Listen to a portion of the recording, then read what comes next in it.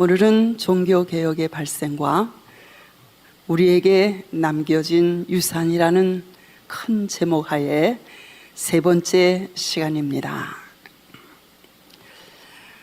오늘 저는 특별히 왜 종교개혁이 구교회인 캐톨릭에 저항하여 일어나야만 되었는가, 그 역사적인 배경에 대해서 우리가 교회사를 좀 이렇게 처음부터 쭉 살펴보면서 이렇게 함께 말씀을 나누기를 원합니다. 종교개혁은 오랜 역사적인 배경에 그 뿌리를 두고 있습니다. 종교개혁의 발생과 우리에게 남겨진 유산을 우리가 연구하려면 우리는 교회의 역사를 살펴보아야 합니다. 종교개혁의 새날을 밝혔던 마르틴 루터는 중세 1000년이라는 긴 시간 동안 사람들을 꽁꽁 메어 놓았던 그 가르침이 아닌 교회가 원래에 지니고 있었던, 주님께로부터 받았던 그 복음을 재발견할 수 있도록 마르틴 루터는 도움을 주었습니다.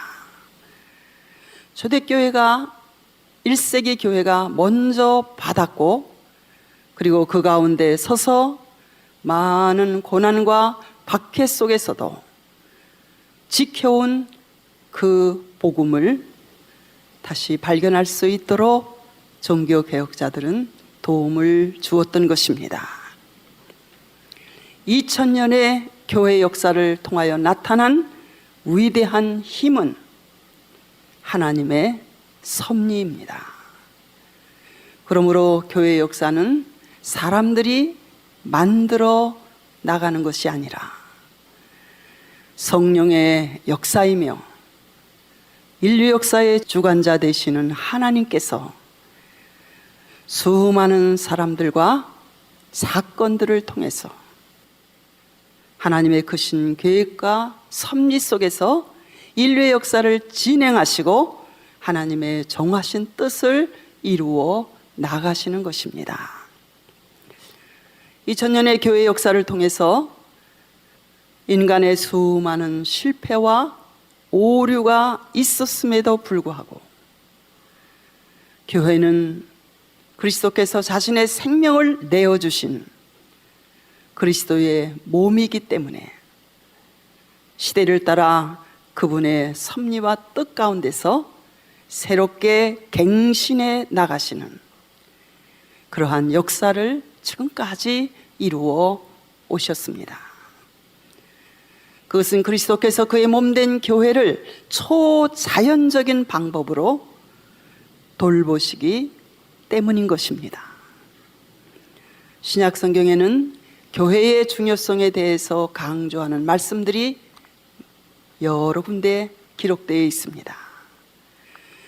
교회는 그리스도께서 사랑하셔서 자기 자신을 내어주신 것이라고 말씀하고 있고, 사도행전에는 교회는 하나님이 자기 피로 사신 교회이기 때문에 음부의 권세가 결코 이길 수 없다고 말씀하시고 있는 것입니다. 예수님은 이 땅에 오셔서 짧은 그분의 지상 생활을 통해서 전 인류의 죄를 대속하기 위한 그분의 죽음과 부활을 통해서 구약 이스라엘의 민족적인 교회를 전 인류의 구원을 위한 신약교회로 바꾸어 놓으셨습니다. 왜냐하면 복음은 유대인들만을 위한 것이 아니라 온 천하 만민, 땅 위의 모든 족속, 모든 사람을 위한, 모든 사람을 향한 것이 복음이기 때문인 것입니다. 창세기 12장 1절부터 3절까지 보면 우리가 잘 아는 말씀입니다. 특별히 창세기 12장 3절에는 하나님께서 아브라함에게 말씀하시기를 땅의 모든 족속이 너로 말미암아 복을 받을 것이니라, 이렇게 말씀하셨습니다. 아브라함은, 하나님께서는 믿음의 조상인 아브라함에게 모든 나라와 모든 족속, 땅에 살고 있는 모든 만민이 아브라함의 믿음을 통하여 구원을 얻는 축복을 얻게 되리라고 말씀하신 것입니다. 갈라디아서 3장 8절에는 하나님께서 아브라함에게 직접 복음을 전하셨다는 말씀이 기록되어 있습니다. 갈라디아서 3장 8절, 또 하나님이 이방을 믿음으로 말미암아 의로 정하실 것을 성경이 미리 알고 먼저 아브라함에게 복음을 전하되 모든 이방인이 너로 말미암아 복을 받으리라 하셨느니라. 기독교는 아브라함, 그 히브리인의 신앙에 그 뿌리를 두고 있습니다. 예수 그리스도는 이 모든 구약의 약속을 성취하시는 메시아로 이 땅에 오신 것입니다. 신약교회가 세워지고 복음이 이방인에게까지 전파되므로 이 약속은 그대로 성취되었던 것입니다. 그래서 사도행전 1장 8절에 예수님께서는 승천하시기 전에 오직 성령이 너에게 임하시면 너희가 권능을 얻고 예루살렘과 온 유대와 사마리아와 땅끝까지 이르러 내 증인이 되리라, 그렇게 말씀하셨습니다.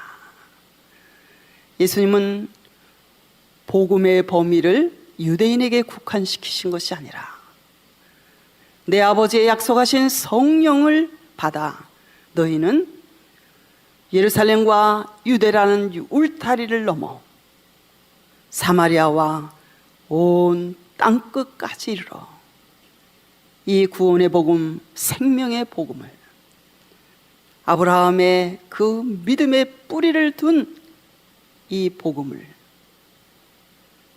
전하여 내 증인이 되리라고 말씀하신 것입니다. 사복음서가 끝나고 그 다음 계속되는 신약의 역사서라고 불리우는 사도행전은 오순절날 약속하신 성령이 마침내 마가의 다락방에 임하시고 신약교회가 역사적으로 탄생된 후 성령께서 함께 하심으로 예루살렘으로부터 시작하여 땅끝까지 복음 전파의 사명을 받은 교회가 어떤 길을 어떻게 갔었는가에 대해서 우리에게 기록해 주시고 있습니다. 로마 권력에 의해서 복음의 주인공이신, 복음의 중심 인물이신 예수께서 초대 로마 황제인 아구스투스의 양자이고 그리고 로마 제국의 2대 황제였던 티베리우스 통치 19년에 주님은 십자가에 못 박혀 죽으셨습니다. 처음에는 단지 12명의 소규모의 제자에 불과했던 기독교가 주님의 가르치심을 직접 받고 그의 고난과 부활을 목격하고 성령 충만한 능력을 힘입은 사도들의 담대한 증거로 복음은 온 세상을 향하여 힘있게 전파되기 시작했습니다. 초대교회의 최초의 순교자인 스데반 집사에 이어서 예수님의 12제자 중 요한의 형제 야고보의 순교로 교회는 흩어지게 되었고 그 흩어진 사람들에 의하여 복음은 예루살렘과 그리고 유다와 사마리아의 국경을 넘어서 전파되었으며 특별한 자격을 갖지 아니한 많은 성도들도 훌륭한 복음의 증인이 되어 초대교회는 계속 확장되어 나갔던 것입니다. 복음 안에는 그리스도 예수 안에 있는 용서가 있고 생명이 있고 그리고 구원이 그 속에 담겨져 있습니다. 초대교회는 사랑으로 함께 연합되어 있었기 때문에 이웃에게도 깊은 관심을 가지고 있어서 서로 기도해주며 사랑을 나누며 물건도 함께 나누어 사용하는 그러한 아름다운 교회였습니다. 특별히 소아시아의 이방교회인 안디옥 교회에는 선지자들과 교사들이 모여서 사람들을 가르쳤는데 그 가운데 바울과 바나바도 함께 있어서 큰 무리를 가르쳤으며 그때 그들은 그리스도인이라는 크리스찬이라는 명칭을 그곳에서 처음 얻게 되었습니다. 그 이후로부터 크리스찬, 그리스도인이라는 명칭은 그리스도에게 속한 자, 주를 따르는 사람들의 명칭이 되었던 것입니다. 예루살렘으로부터 시작하여 유대의 담을 넘어서서 소아시아와 마케도니아 지방, 아가야 지방, 지금의 그리스 남부, 그리고 마게도니아는 지금의 그리스 북부 지역, 그쪽으로 그곳까지 확산되었던 초대교회는 처음에는 유대인의 회당에서 말씀을 전하기도 했지만 점점 유대인들로부터 박해를 받게 되었고 AD 70년 갈릴리로부터 시작한 유다의 전쟁, 로마에 대한 반란 전쟁으로 말미암아 그 이후에는 기독교와 유대교가 완전히 갈라서게 되었습니다. 당시 세계의 강자였던 로마 제국은 복음이 세계로 계속 확장되어 나아갈 수 있는 외적인 환경을 준비해 주었습니다. 모든 길들은 당시에 로마로 통했고 당시 왕래가 빈번한 로만 로드라고 알려졌던 도로들은 로마 제국이 점령했던 각 나라들로의 그 여행을 빠르고 쉽게 해주었고 그리고 막강한 군사 조직으로 말미암아 지배한 나라들을 다스리고 있었기 때문에 항해를 안전하게 해적의 위협 없이 할 수 있게 되었고 그리고 육로로의 여행도 안전하게 할 수 있어 당시에 팍스 로마나라고 불리우는 그 평화를 가져다 주었습니다. 그 당시 초대교회가 생존하고 있었던 그 당시에 로마가 지배하고 있었던 세계의 언어는 기독교인들이 주로 흩어져서 살았던 근동 일대의 공용어로 사용되었던 헬라어, 코이네라고 불리웠던 그 헬라어를 사용했습니다. 그래서 복음이 거침이 없이 많은 전파자들이 어느 곳에서나 이 공통된 언어로 복음을 전할 수 있었던 것이었습니다.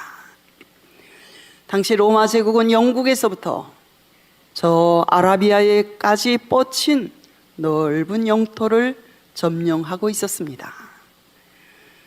로마 제국은 이 광대한 영토를 결합시키고 다스리기 위해서 로마 황제에 대한 충성심을 강조하여 황제 숭배를, 그리고 이교적인 로마의 다신교에 근거한 축제를 점령하고 있는 나라의 사람들에게 강요하였습니다. 그러나 기독교인들의 생활은 도덕적인 청결한 생활을 했었기 때문에 믿음의 도를 지키기 위해서 우상 숭배인 로마 황제의 숭배하는 일을 받아들일 수 없었지요. 거절할 수밖에 없었습니다. 그리고 성적으로 부도덕한 이 로마의 다신교의 뿌리를 가지고 있는 그 축제에 참여하지 않았습니다. 로마는 처음에는 기독교인들에게 대하여 대체로 그냥 묵인하였지만 기독교인들의 교세가 점점 확대되고 황제 숭배를 거절하자 로마 제국의 황제들은 위협을 느끼고 불안감을 가지게 되었어요. 그래서 기독교인들을 향하여 반역자들이라는 이름을 붙여서 박해를 하기 시작했습니다. 우리가 잘 아는 대로 AD 64년 네로 황제의 기독교 박해를 시작으로 하여 사도 바울과 베드로가 이 네로 황제의 시에 로마에서 순교한 것으로 알려져 있습니다. 그리고 매일 그 콜로세움 같은 로마의 원형 경기장에서는 이름 없는 수많은 성도들이 맹수에게 던져져서 찢기고 희생당하면서도 진리를 위해서 기꺼이 그들은 죽었습니다.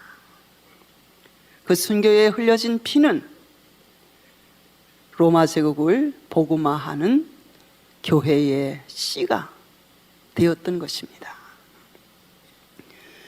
1세기에 시작된 기독교는 3세기 동안 계속된 로마 제국의 무서운 핍박과 박해에도 굴하지 아니하였고, 특별히 디오클레티아누스라는 황제는 완전히 기독교를 씨를 말리려고, 완전히 기독교를 멸절시키려고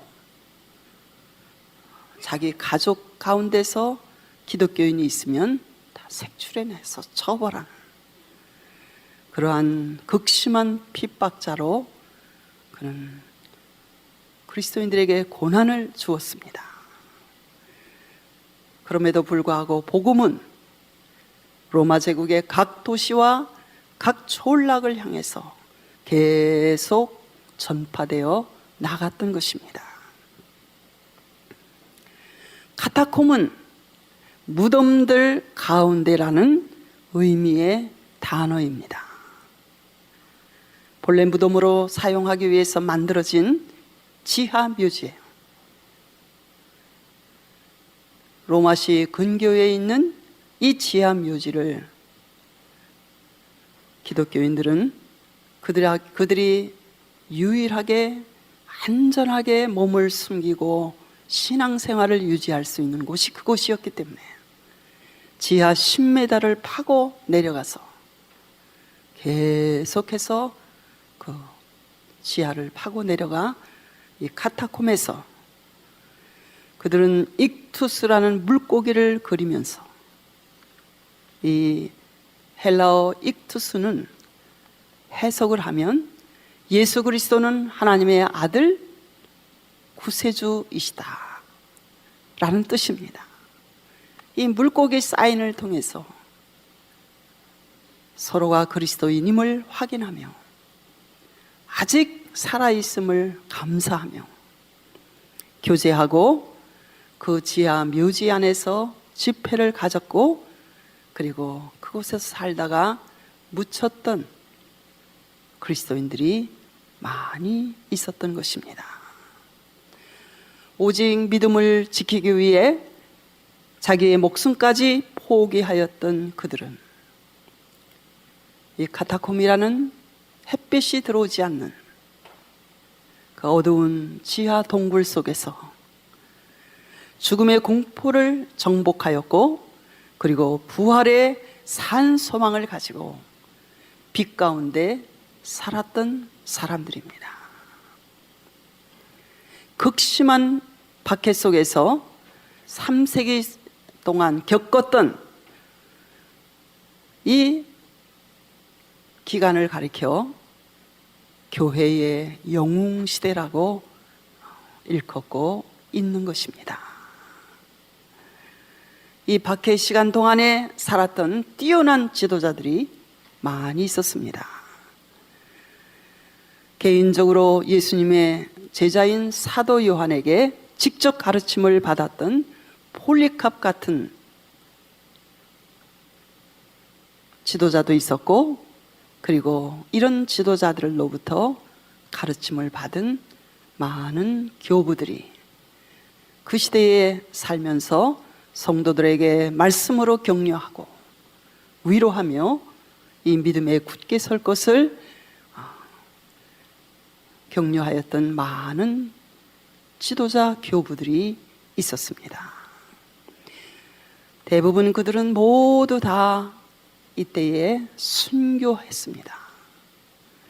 그 대표적인 인물들이 안디옥 교회의 감독이었던 igna티우스, 서모나 교회의 감독이었던 폴리캅, 그리고 변증자로 기독교에 대해서 변증한 그러한 지식인으로 철학자로 순교했던 저스틴, 그리고 이집트의 알렉산드리아의 교부였던 오리겐과 클레멘트, 그리고 이레니우스와 터툴리안 같은 뛰어난 교회 지도자들이 그때도 활동하였고, 그들의 흘려진 피는 교회 부흥의 씨가 되었던 것입니다. 박해와 고난을 받을수록 기독교는 예수 그리스도가 구세주이심과 그의 부활의 도는 적극적으로 전파되게 되어 있는 것이 기독교 역사를 통해서 우리가 배울 수 있는 것입니다. 그래서 그 300년간에, 정확히 말하면 한 250년간 그 무서운 로마 제국의 황제들의 핍박과 박해를 통하여 복음은 더욱 적극적으로 전파되고 확산되어 종족과 문화와 신분과 학식에 관계없는 보편 종교, 세계 종교로 기독교는 성장하게 되었습니다. 기독교는 생명의 종교입니다. 생명의 신앙입니다. 그래서 이 복음 안에는 사랑이 담겨져 있고, 용서가 담겨져 있고, 생명이 담겨져 있고, 그리고 구원이 담겨져 있어서 인류 역사상 가장 위대한 영향력을 우리 그리스도교는 지금까지 끼쳐왔고, 지금도 복음의 역사는 계속 진행되고 있습니다. 2000년간의 전 신약 교회사를 통해서 이 기간 동안에 무서운 시련과 고난을 겪었던 기독교는 그 시절이 기독교 역사에서 가장 순결하고 가장 순수하고 가장 아름다웠던 신앙을 지녔던 시대라고 할 수 있습니다. 교회는 마침내 콘스탄틴 황제 때에 이르러 획기적인 전기를 맞이하게 되었습니다. AD 313년에 그 유명한 밀라노 칙령을 통해서 이 콘스탄틴 황제는 기독교 박해를 중지시켰고, 그리고 기독교를 종교 중에 하나로 공인하는 이 밀라노 칙령에 의해서 기독교는 위협과 박해에서 벗어나 안전과 특권의 자리로 옮겨지게 되었습니다. 전에 몰수당했던 모든 기독교인의 재산이 다 돌려받게 되었고, 이제 그리스도인이 된다는 것은 수치스러운 일이 아니라 영광스러운 일이 되었습니다. 기독교인이 되면 여러 가지로 혜택을 받을 수 있는 신분증명서와 같은 것이 되었기 때문에 밀라노 칙령의 결과로 수많은 사람들이 다투어 교회 안으로 들어오게 되었고, 교인 수가 급격한 증가를 가져오게 되었습니다. 그러나 불행하게도 이들의 대부분은 이름뿐인 그리스도인이었어요. 교회는 3세기 동안 고난과 핍박을 믿음으로, 신앙으로 이겨내므로 승리를 얻었는데, 이제 세속의 물결이 교회 안으로 막 밀려서 함께 들어오게 되었어요. 그 결과로 자연스럽게 이방 종교를 믿었던 사람들의 그 이교 신을 섬기던 모든 방식들이, 그런 요소들이 교회 안으로 들어와서, 초대교회는 한 번도 그런 일이 없었던 마리아 상을 세우고 예수님 상을 세우고 여러 성자들의 성상을 만들고, 그리고 순교한 성자들의 유물을, 머리카락, 뼈, 옷, 손톱, 이런 것들을 숭배하는 일들이 점점 생기게 되었던 것입니다. 콘스탄티누스 황제는 그 후에 로마 제국의 수도를 비잔티움으로 옮겼는데, 그 이유는 로마는 이교도의 사상으로 더럽혀져 있는 도시이기 때문에 새 도시로 이주해서 새로운 기독교 도시를 만들겠다고, 그런 그 도시를 건설할 목적으로 비잔티움이라는 곳으로 옮겼습니다. 이 도시는 후에 그의 이름을 따서 콘스탄틴노플이라고 불리워지게 됐는데, 현재는 터키에 있는 유럽과 아시아를 가르는 그러한 중요한 지정학적 위치에 위치하고 있는 이스탄불, 바로 로마의 전체 새 수도가 되었던 것입니다. 그 후 데오도시우스 황제 시대에는 기독교가 로마 제국의 국교로 인정되었고, 다른 모든 종교는 모두 금지되었습니다. 그가 죽은 후 이 데오도시 황제의 두 아들이 비잔틴 제국이라고 불리우는 동로마를 한 아들이 다스리게 되었고, 그리고 라틴 제국이라고 일컬어지는 서로마를 다른 아들이 다스리게 되어서 이 로마 제국은 두 나라로 분할이 되었던 것입니다. 로마 제국은 동로마 제국, 서로마 제국으로 분할된 후 그 다음부터 힘을 잃기 시작했습니다. 그 후 자연스럽게 나라가 갈리게 되니까 종교도 갈리게 됐어요. 그래서 서로마 교회, 동로마 교회로 갈리온 교회는 굉장히 갈등을 함께 가지고 있다가 AD 476년 북쪽 게르만족이, 더 북쪽에 위치한 훈족이 계속 미르니까 로마로 침략해서 마침내 서로마 제국은 멸망을 당했습니다. 서로마 제국은 AD 476년에 멸망했지만, 그래서 그 게르만족의 나라가 되었어요. 그러나 서로마 교회는 교황청을 중심으로 해서 서로마 교회의 그런 주교를 중심으로 해서 계속 남아있게 되었습니다. 그 당시에 동로마 제국이 너무 지역적으로 멀리 떨어져 있고, 그리고 점점 동로마 제국도 위축됨에 따라서 서로마의 주교는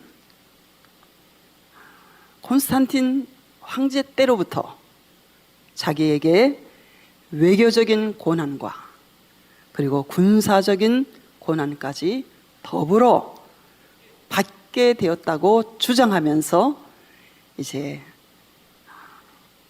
교황으로 즉위하게 되는 일이 생기게 되었던 것입니다.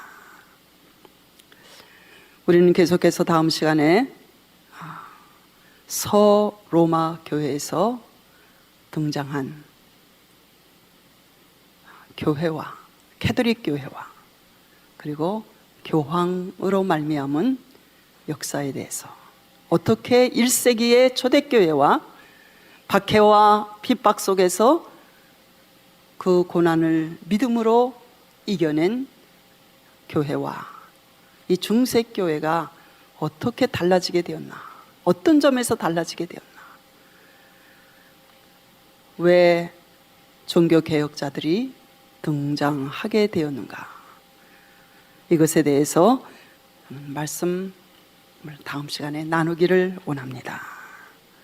제가 서두에서 말씀드린 대로 종교개혁의 새날을 밝혔던 마르틴 루터는 중세 1000년이라는 긴 시간 동안 사람들을 메어놓은 그러한 가르침이 아닌 원래의 복음을 1세기 때 성경을 통해서 우리에게 주셨던 그 복음을 교회가 재발견할 수 있도록 그렇게 도움을 주었던 것입니다.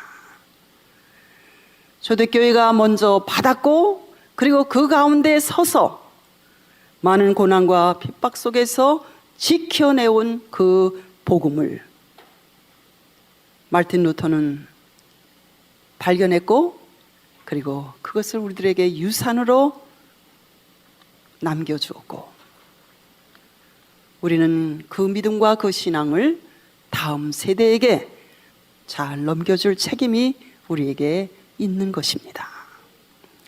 2000년의 교회 역사를 통해서 인간의 수많은 실패와 오류와 결점에도 불구하고 교회는 그리스도의 몸이기 때문에 새롭게 갱신하시는 역사를 지금까지 하나님은 이루어 가셨습니다.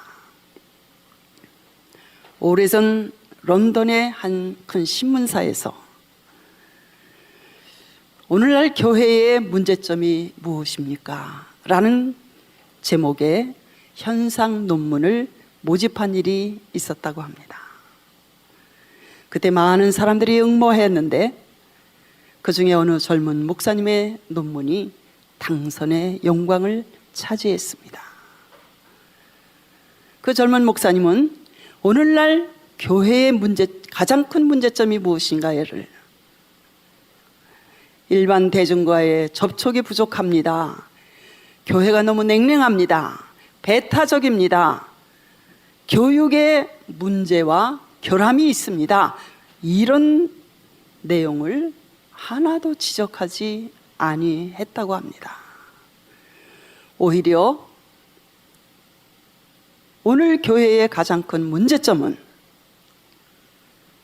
오늘날 사람들이 교회가 지니고 있는 이 교회의 위대함, 복음의 아름다움,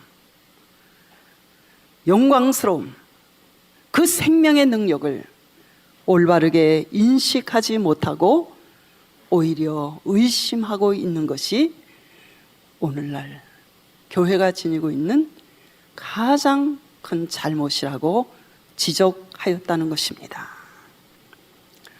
이번 종교개혁 500주년을 저희들이 기념하면서 기념으로만 지나가는 행사가 아니라 하나님의 교회, 진리의 기둥과 터가 되는 이 교회, 우리의 신앙의 선배들이 그 수많은 세월을 고난과 핍박 속에서도 믿음을 지켰던 그 신앙, 그것을 재발견하고 우리도 그 신앙의 증인으로 땅끝까지 복음을 전파하는 저와 여러분 되기를 바랍니다. 기도하시겠습니다.